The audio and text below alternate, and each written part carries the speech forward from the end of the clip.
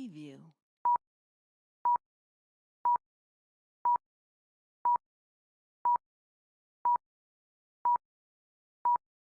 Preview.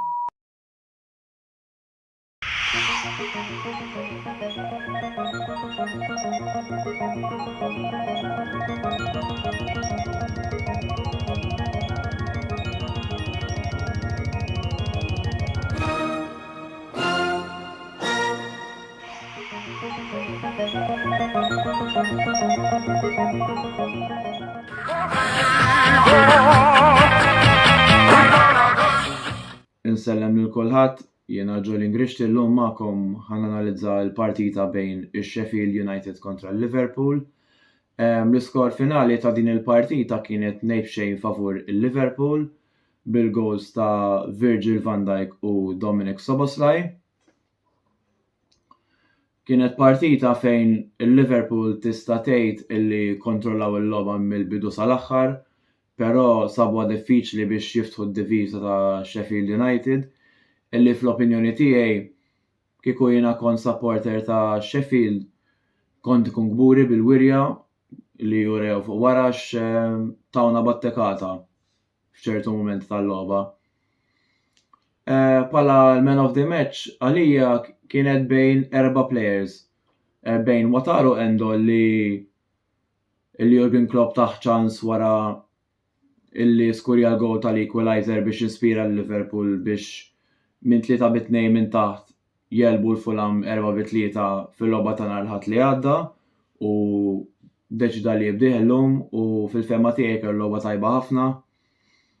Kien hemm ċertu mumenti tal-logħba minn wara l-karta safra kont qed nibża daqsxejn li forsi kien ħajmel xi fawl ieħor li spiċċa jirriżulta fit-tieni karta safra u bekk kien jaqla' sospensjoni ta' logħba waħda, però llum oġobni ħafna u qed juri li paspeċi dal-plejer kapaċi jkun squad player valuable għall-klabb. Virgil van Dijk huwa plejer ieħor li kellu partita tajba ħafna llum, skurja l-ewwel goal tal-partita lejn l-aħħar tal-ewwel ħaff u apparti minn hekk kien hemm azzjonijiet fejn Sheffield kienu qed jattakkaw iddefendihom sew tajjeb ħafna u qed juri li paspeċi huwa wieħed mill-aħjar difensuri fid-dinja u li leader tajjeb ħafna fuq wara. Trent Alexander-Arnold huwa plejer ieħor li fl-opinjoni tiegħi kellu logħba tajba wkoll. Infatti l-ewwel goal ġie mill-corner tiegħu fejn ftit mumenti qabel ma ngħata l-corner li riżulta l-goal ta' Van Dijk, ġabu biċċa fit-television illi kixef naqas żejjed. Però having said that kellu logħba tajba ħafna, kien hemm ċertu mumenti fejn kien żvinturat fejn prova true ball tajjeb imma iddefendew tajjeb ħafna Sheffield United, però l-ambizzjoni biex isib lit-teammates tiegħu għal biex jirriżulta l-goal nammiraħħa għax plejer li jipprova. Dominic Szoboszlai li dal-aħħar kien hemm ċertu argumenti bejn l-spettaturi tal-Liverpool li ma kienx għaddej mill-aħjar forma li dan huwa każ li huwa possibbli għax tista' tgħid li Liverpool lagħab ħafna logħob fuq xulxin, pereżempju kien hemm ċertu momenti fejn fl-Europa League eżempju fl-ewwel logħba kontra l-Lask meta rbaħna 3-1 kellna bżonnu jidħol biex jibda l-partita x'konna one mannu daħal flimkien ma' Mo Salah biex imbagħad Luis Diaz u Salah kienu skurjaw u eventwalment irbaħna l-logħba. Kontra l-Leicester fil-Carabao Cup konna għadna draw wieħed mal-Leicester, però kellna bżonnu jidħol u skurja goal sabiħ ħafna minn 30 metru l-bogħod u top corner. U tista' tgħid da l-ħafna logħob fuq xulxin forsi affettwatlu naqa' il-forma ta' dal-aħħar ftit partiti, però kienet ħaġa sabiħa ħafna li rajnieh jiskurja huwa plejer li investejna flus fuq u bażikament ħajkun parti mill-qalb tal-midfield da żmien li ġej x'ismu taħt Klopp. Ħaġa pożittiva nixtieq nitkellem fuqha wkoll hija Kevin Kelleher illi l-aħħar partita kontra l-Fulham ma kellux l-aħjar partita tiegħu fil-Premier League. Tista' tgħid illi seta' jagħmel aħjar għal 3 goals. Però illum rajt ħaġa pożittiva li Paspeċi żamm clean sheet u li kellu jagħmel kollu d-dilja miegħu tajjeb. Però sfortunatament mal-partita tlifna l-McAllister b'injury, dan huwa għax mal-ewwel 5 minuti sofra daqqa ġol koppa u prova jilgħab il-logħba biha però lej 60 minuta tat-tieni half deri li ma setax ikompli, so nittamaw illi l-injury mhux serja. Kienet sorpriża għal ċertu individwi li Mohamed Salah ma kienx involut ħafna fil-logħba għax normalment kontra tim li qed ibati fil-league tkun highly expected illi Mohamed Salah jagħmel xi goal jew assist, però ma kienx il-lejl tiegħu sfortunatament. Kif nafu Mohamed Salah jgħid goal il-bod biex jaqgħad il-200 mal-klabb u ovvjament tifhem ċertu aspetti fejn jilgħab waħdu fis-sens kollu ċans jemmen li jista' jiskurja jipprovah, però kien hemm ċertu mumenti fejn l-option ideali kienet li jqassam lit-teammate tiegħu, pereżempju kien hemm azzjoni ta' Luis Diaz fl-ewwel half li kien fetaħlu l-ispazju ma qassamlux u minn għalih mhux se żbaljat.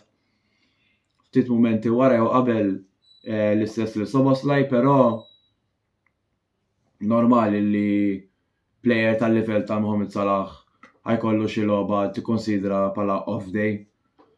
Dan Salah jipprova jagħmel minn kollox għat-tim jiġġieled u hekk u ovvjament tifhimha li qed ifittex il-gowl li jiskurja l-200, però ma kienx il-ġurnata tiegħu illum sfortunatament. U ftit wara li temet il-partita il-coach Ġermaniż Jürgen Klopp ikkonferma l-aħbar kera li Joel Matip sofra injury kera ta' ACL. Dis-sena kien hemm ħafna injuries ACL tul clubs differenti, pereżempju ir-Real Madrid li qed jiġu f'moħħi kellhom lil goalkeeper Thibaut Courtois u d-difensur ċentrali Eder Militao sofrew injury fl-ACL. Kien hemm ukoll l-Aston Villa b'Tyrone Mings, l-Arsenal b'Jurien Timber li għadhom kemm xtrawh mill-Ajax u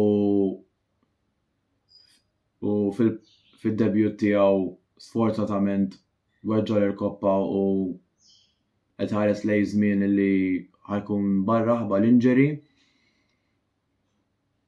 Però Joel Matip kif naf għandu l-kuntratt ħajskadilu fis-sajf u vera ddispjaċini għalih għax wara sena li t-tim ma kienx ir-ritmu ma kienx hemm, is-sena jidhru l-affarijiet qegħdin differenti s'issa u kien waħda mir-raġunijiet li rajna qabża kbira mid-diviża tikkumpara kif qegħdin issa u s-sena l-oħra. U minħabba li l-kuntratt ħajskadilu fis-sajf li ġej, insomma, naraħħa kważi impossibbli li jituh kuntratt ġdid. Ovvjament mhux għax x'abilità jew hekk għax nafu Matip kemm hu difensur tajjeb ħafna l-Liverpool u ħadni b'xejn minn Schalke u kien ta' kontribut enormi biex irbaħna t-tazzi irbaħna llum il-ġurnata. Però trid tikkunsidra wkoll li dalwaqt ħaj joqrob it-32 u injury kera dak l-istat tal-karriera tkun fejn plejer ikun kważi wasal lejn l-aħħar tkun vera diffiċli biex tirkupra minnha. Kien hemm min li kellu injury kbira ħafna imma irkupra kien Zlatan Ibrahimovic fi żmien meta kien jilgħab mal-Manchester United u mbagħad wara kien mar jilab l-MLS ma LA Galaxy u AC Milan. Lura fis-Serie A u ura kemm hu kapaċi jilab fl-ogħla livell.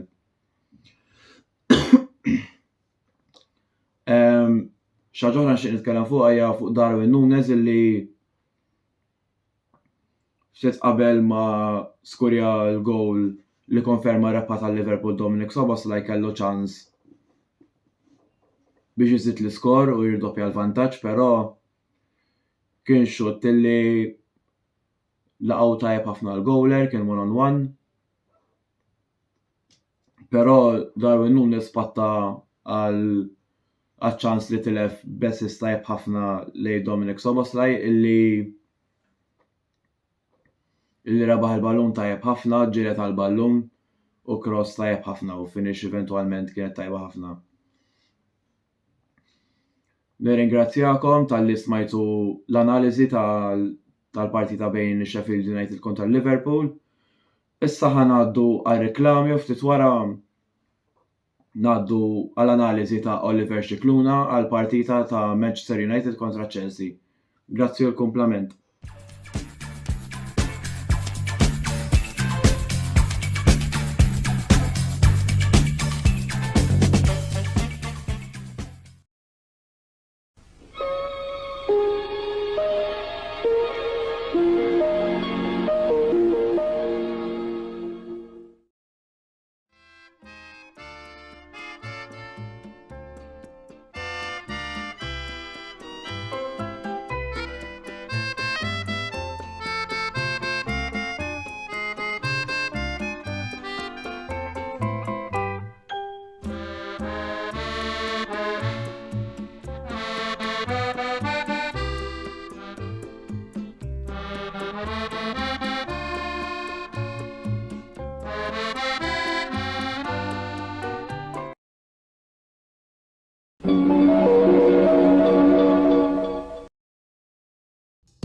Ngħidu għal-aħħar waħda minn Game Breaker. Jekk tixtru rigal tal-minit minn għandhom u tħalluh fl-istabbiliment tagħhom ġewwa bil-Kirkara, ejjew nhar 23 u 24 ta' Diċembru li ġej fl-istess ħanut. U ser ikun ħadd iżjed minn Santa Claus li ser ikun qed jagħti rigal tal-miliet lil-nefsistakom. Mela d-darba għamlu tmani tixtru rigal minn Game Breaker u mbagħad ħallu f'idej l-istaff qabbli tagħhom biex jagħtukom esperjenza unika għal matul dan iż-żmien tal-miliet li ġej. Game Breaker, l-aqwa logħob tal-PlayStation, Xbox u Switch.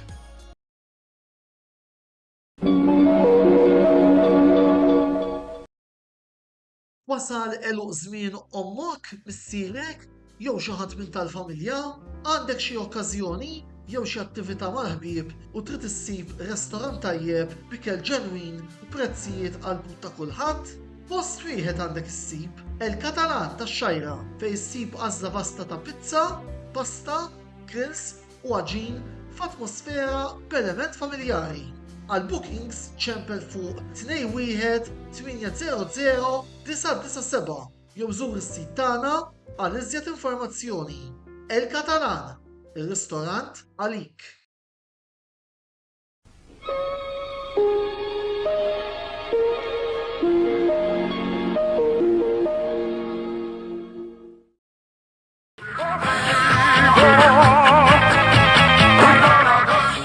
Inselmilkom, jiena Oliver Scicluna, illum bid-bissima għal fatt li rajna logħba fej tim ta' Manchester United mhux biss għeleb lil-tim ta' Chelsea ġewwa Old Trafford, iżda kienet logħba sabiħa fl-opinjoni tiegħi fej Manchester United kellhom pressjoni tajba fuq il-ballun u fl-opinjoni tiegħi it-tim, il-players labu mill-qalb u riedu rebħa.